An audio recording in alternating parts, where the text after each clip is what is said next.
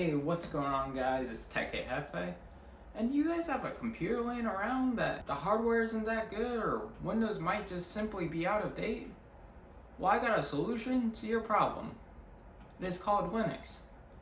Now, you see in the title, most of you probably know about this piece of software. Linux is a Mac and Windows feel all in one. So there's a lot of upsides to this Linux software. One is it's free, doesn't take up much space, and the hardware requirements aren't much. So this is a way to turn your old crappy computer into a nice or at least half decent running machine. And I'm going to be showing you guys how to do this all with a little USB. Now let's jump right into the video.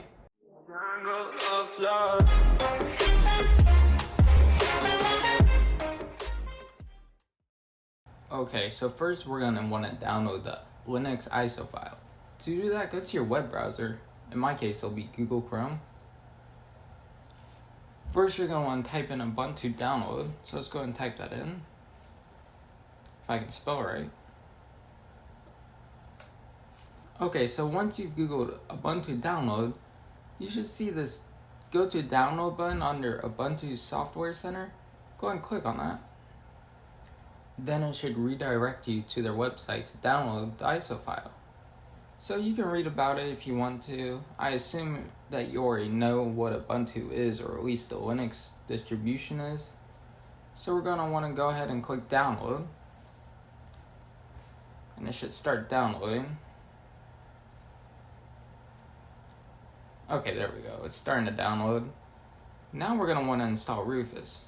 So go ahead and open up another tab and search Rufus. Okay, so once you Googled Rufus, you should see where it says Rufus create bootable USB drives the easy way. Go ahead and click on that and it should take you to their website. Now you can see we're at their website. All you have to do is scroll down to where you see it says download. And then under download, you should see the latest updates. In my case, it'll be Rufus 3.17. Go ahead and click on it. I'll start downloading that too. Okay, since I already have these files, I'm going to go ahead and cancel the download. Okay, so once you have everything installed, you want to go ahead and go to Rufus. So go down to your start button and search Rufus. And it'll pop up asking you if you want to allow this device to make changes to your computer. Yes. So this is where everything goes down. You can see you can select your USB device. In my case, I already have it selected. It's the only USB device so it'll let me select. Then where it says disk or ISO image, you're going to want to go ahead and keep that where it's at. Now go over to where it says select. And this is where you're going to want to locate your ISO file. So we're going to go ahead and where it says Ubuntu 20.04.3 desktop AMD 64.iso. I'm going to go ahead and click on it and click open. And then I'll put the ISO file on. Okay, so down where it says formatting options, under volume label, you can change the name of the USB. But I'm going to go ahead and keep it at what it already is set at. And then everything else should be good to go. Now go ahead and click start. We're going to want to go ahead and click write in ISO image mode because we have an ISO file. Go ahead and click OK. Then it'll pop up with a warning saying that all of the data on your USB will be deleted. So if you have anything important on here, you're going to want to make sure you have it backed up somewhere important where you can go back and access it later. Okay, so once you know you have nothing important on your USB, go ahead and click OK. And then I'll start installing Linux on the USB. Okay, so I'm going to show you guys how to install this using my laptop. Now, as you can see, it's running Windows 11. And funny story, so when I tested this out installing Linux on this computer, I had a Windows 11 bootable USB, but I didn't have my Windows 10 USB because that's when I installed Linux on. And I didn't want to install Linux on my main PC. So for fun, I went ahead and see what the Windows 11 would do. And I didn't even know that it was the Windows 11 USB until I started actually installing Windows 11 when it asked me which Windows version I had. So I said, for fun, let's try it, because this computer is 8 years old and I'm sure it doesn't have all the requirements for new Windows 11 like the TPM 2.0 and the secure boot enabled, and I still got it installed. So I'm going to do a video later on that too, showing you guys how to install Windows 11 on any PC. But anyways, enough of that rambling on, and let's get installing Linux. Okay, once you have Ubuntu installed on the USB, you want to go ahead and restart your computer if it's not shut down.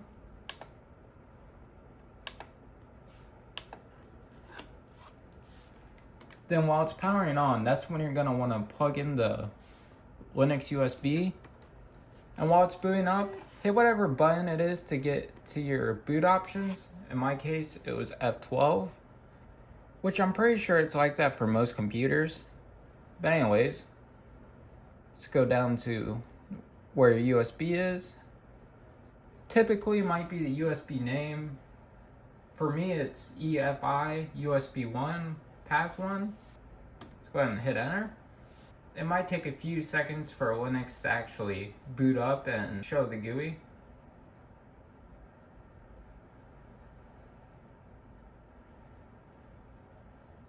So it's checking the disk right now. Just go ahead and let this run. It shouldn't take too long.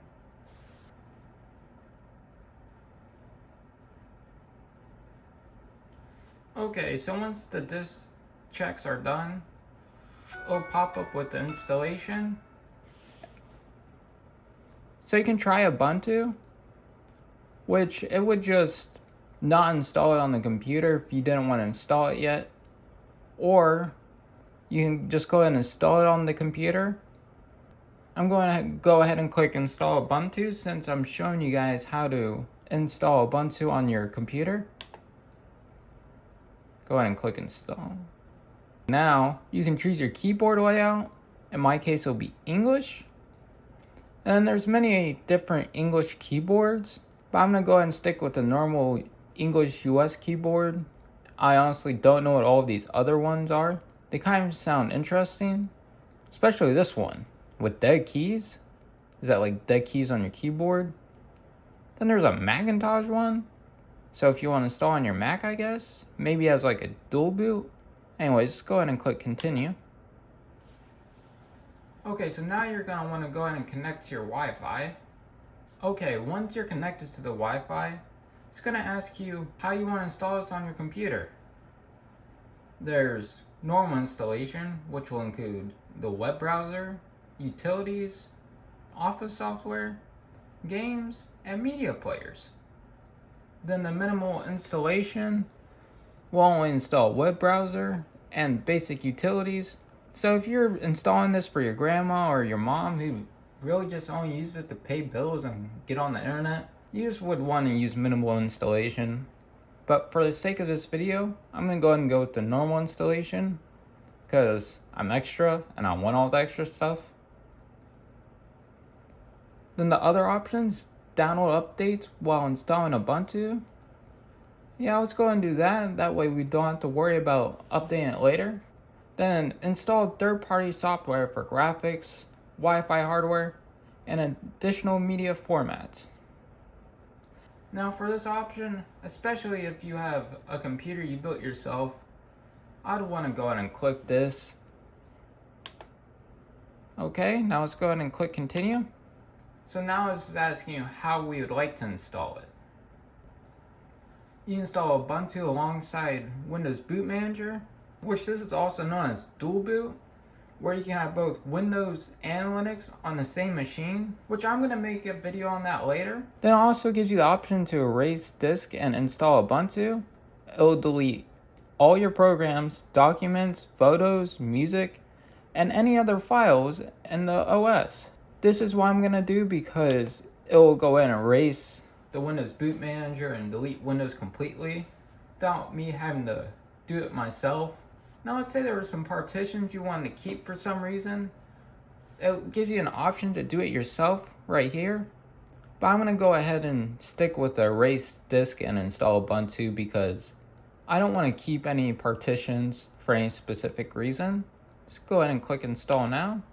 Now this is just saying that everything on this drive and any partitions, they're going to be reformatted and I'm going to lose everything on them.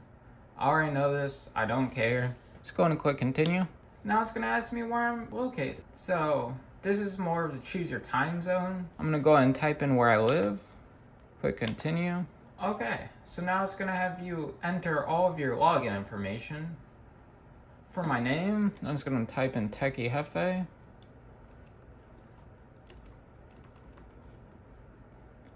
My computer name, I'm not going to mess with that because I'm going to install Windows 11 back on it.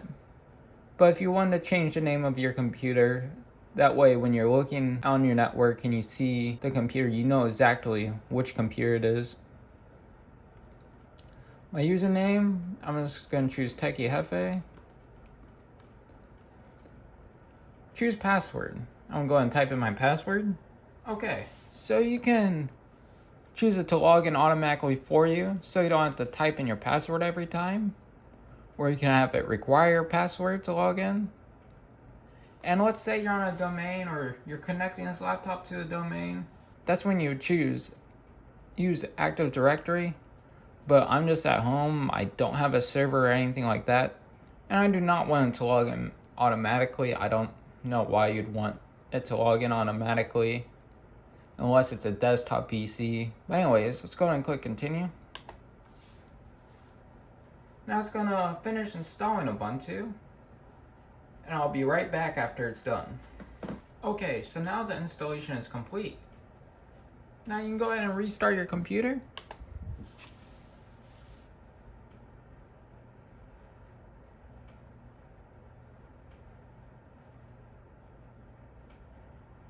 Now you can remove the USB and press enter.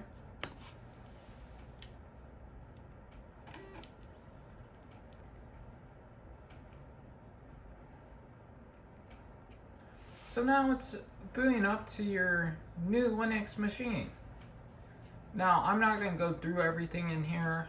I'm probably just going to leave it off here when we get logged in. Now I'm going to go ahead and log in. So I might try using Linux as my daily driver for a little while.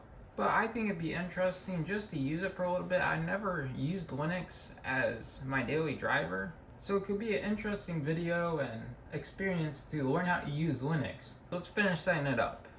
So now it's going to ask you to connect your online accounts. You can skip this or you can create a Ubuntu login. You can log in through Google, Nextcloud, or even Microsoft. But I'm going to go ahead and skip this just for the sake of the video. Now iPatch. iPatch is when it installs updates that normally would cause you to restart your computer while you're using it, so you wouldn't have to restart your computer. Go to Next. Help improve Ubuntu. So this is where it asks if you want to send the information, if there's any crashes or any errors, so that way they can improve it in their next system update. But I don't like sending out my information, so no, do not send system information. Next. Privacy, location and services. Yeah, I don't want them knowing where I'm at, so I'm going to go ahead and click next. You're ready to go. You need Firefox pre-installed. So that's a nice alternative to Google Chrome. You have Thunderbird Mail, so this is your mail app. You got Files, so this is like your file explorer. I'm not 100% for sure what this is. LibreOffice Writer. LibreOffice Writer, so that's basically your Office 365 apps that you would normally get, but LibreOffice is the Linux version, which you can actually install this on your computer for free. Then you have the Ubuntu software, and then help. And if you go all the way down to where you see these little boxes, this is your app drawer. So it's kind of like Mac, except for instead of swiping left and right, you go up and down. And you get a little bit more. Okay, so let's go ahead and get out the app drawer. Then you got your trash bin right here. I also have nothing in here, and As you can see, the File Explorer, the Files app is really similar to Windows File Explorer.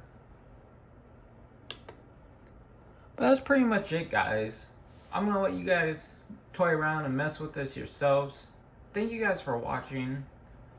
Comment down below if this guide helped you at all, or if there's any other Linux things you would want me to do. I mean, I'm open to any suggestions for videos, guys. If it's something you guys want to see, I'm willing to try to make it happen. Thank you guys for watching. Hit that like button if you like this video. Get subscribed down below. Also, turn on the bell notification icon so you can see my next upload. And I'll catch you guys in the next one.